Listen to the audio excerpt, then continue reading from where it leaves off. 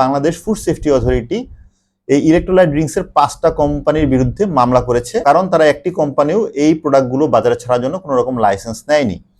এই নিয়ে বিভিন্ন নিউজ কাভারেজ হচ্ছে, বিভিন্ন রকম লেখালেখি হচ্ছে সোশ্যাল মিডিয়াতে। এখন আসলে ঘটনাটা কি? ঘটনাটা যা নিউজে আসছে তা কি পুরোটাই সত্যি, নাকি এর ভিতরে কোনো একটা কিন্তু রয়েছে? সো কোনো রকম অ্যাক্টিভিটি ছাড়া, লাইক হচ্ছে যেই সব অ্যাক্টিভিটিতে আপনার শরীর থেকে ঘাম হয় বা আপনার শরীর থেকে বিভিন্ন রকম খনিজ এবং বিভিন্ন রকম পানীয় বের হয়ে যায়, সেসব কোনো অ্যাক্টিভিটিস ছাড়া অহেতুক আননেসেসারিলি লাইফস্টাইল বা স্টাইল হিসেবে এইসব প্রোডাক্ট খাওয়া ঠিক না, সেটা আমি আগেই সাবধান করেছিলাম। এর মাঝে যখন এই ফুড সেফটি অথরিটি এইসব ইলেকট্রোলাইট ড্রিঙ্কসের বিরুদ্ধে মামলা করলো, তখন আসলে বড় করে কোশ্চেনটা আসলো যে এগুলো কি আসলে আমাদের জন্য স্বাস্থ্যকর নাকি স্বাস্থ্যকর না।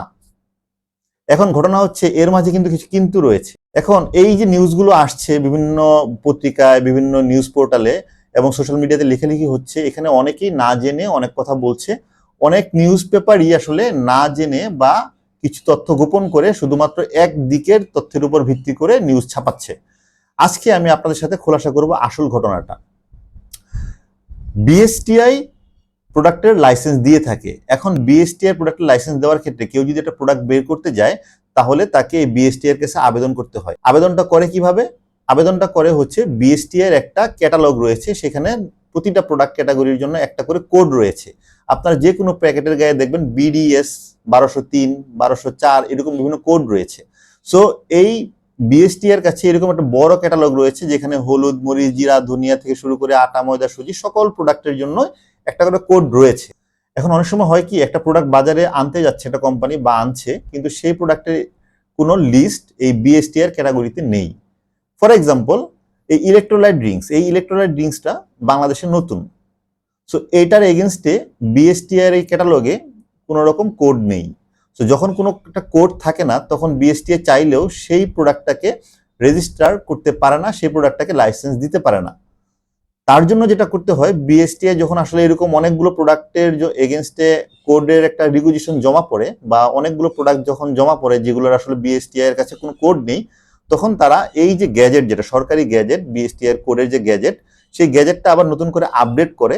সো সেই আপডেটটা যখন করবে, তখন দেখা যাবে যে এই রিসেন্ট টাইমে যতগুলো নতুন প্রোডাক্টের জন্য বিএসটিআই এর কোডের একটা রিকোয়েস্ট জমা পড়েছে, সেই প্রোডাক্টগুলো সেই নতুন ক্যাটালগ, সেই নতুন গ্যাজেটে এনলিস্টেড হবে। তখন এই প্রোডাক্টগুলো একটা বিডিএস নাম্বার পাবে এবং এই প্রোডাক্টগুলো রেজিস্ট্রেশন করতে পারবে, এবং প্যাকেজিং এর গায়েও সেই বিডিএস নাম্বারটা দিতে হবে। এখন ঘটনা হচ্ছে বিএসটিআই এর কাছে এই ইলেকট্রোলাইট ড্রিঙ্কসের জন্য কোনো কোড নেই। মানে তাদের যে লাস্ট গ্যাজেট, লাস্ট যে পাস হওয়া যে ক্যাটালগ, সেখানে ইলেকট্রোলাইট ড্রিঙ্কসের জন্য কোনো রকম কোড নেই। যার কারণে যেসব কোম্পানি, বড় বড় কোম্পানি যারা ইলেকট্রোলাইট ড্রিঙ্কস বাজারে ছেড়েছে, তারা চাইলেও এই বিএসটিআই এর কাছে রেজিস্ট্রেশন করতে পারেনি, এবং বিএসটিআই রেজিস্ট্রেশন করে দিতে পারেনি। সো যার কারণে তারা বাজারে ছেড়েছে, এবং এটা কিন্তু খুবই নর্মাল প্র্যাকটিস। অনেক প্রোডাক্টই রয়েছে বাজারে ছাড়ার পরে যখন এটা আসলে একসময় জনপ্রিয়তা পায়, তখন দেখা যাচ্ছে যে পরবর্তী গ্যাজেটে বিএসটিআই সেই প্রোডাক্টের বা সেই টাইপস অফ প্রোডাক্টের জন্য একটা কোড দিয়ে দেয়। সো বর্তমানে যে গ্যাজেটটা রয়েছে, সেই গ্যাজেটে ইলেকট্রোলাইট ড্রিঙ্কসের জন্য কোনো রকম কোনো কোড বিএসটি এর কাছে নেই। এখন ফুড সেফটি অথরিটি কিন্তু আবার আলাদা একটা ইনস্টিটিউশন। সে যখন বাজারে গিয়ে দেখছে যে এই প্রোডাক্টটা এত জনপ্রিয়, এত এটা নিয়ে কথা হচ্ছে, কিন্তু এর এগেনস্টে এর প্যাকেজিং এ কোনো রকম বিডিএস নাম্বার নেই বা বিএসটি এর কোনো কোড নেই, তখন সে সরাসরি এত কিছু না বুঝেই সরাসরি তাকে মামলা দিয়ে দিচ্ছে এবং বলছে এই প্রোডাক্টটা রেজিস্ট্রেশন করা নেই বা এই প্রোডাক্টটার কোনো লাইসেন্স নেই। সো ফুড সেফটি অথরিটি তার জায়গা থেকে সঠিক। এখন কোম্পানিগুলো কি আসলে অসৎ উপায়ে এই প্রোডাক্টটা লঞ্চ করেছে?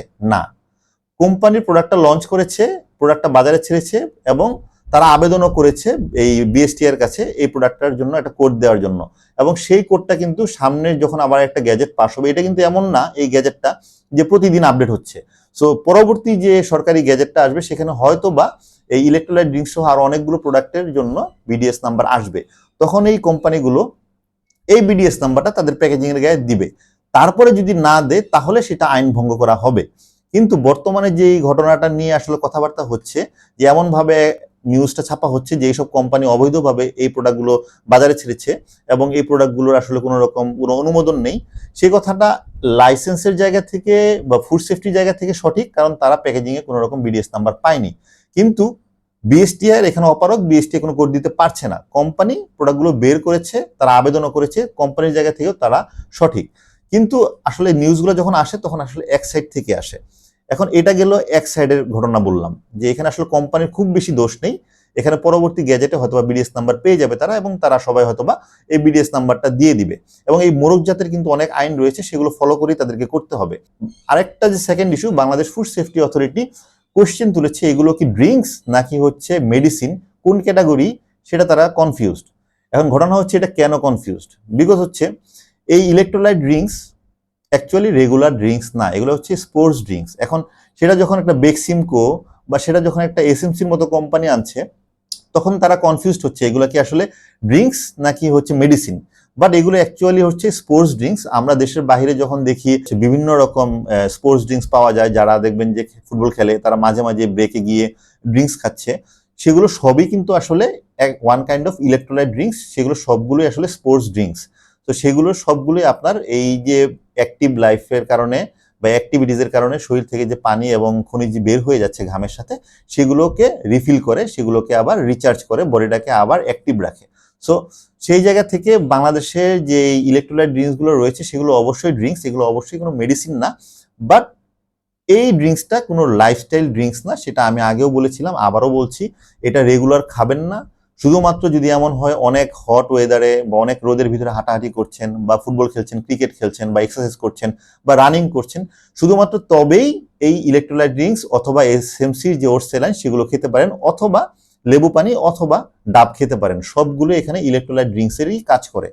আবার নর্মাল পানি খেলেও কিন্তু সেটা অনেকখানি পূরণ হয়। সো জাস্ট কোন একটা সোশ্যাল মিডিয়ার ইনফ্লুয়েন্সার বা ইউটিউবার একটা প্রোডাক্ট লঞ্চ করেছে দেখে এবং একটা স্টাইলের মতো মনে করে এই প্রোডাক্ট খাওয়া শুরু করবেন না।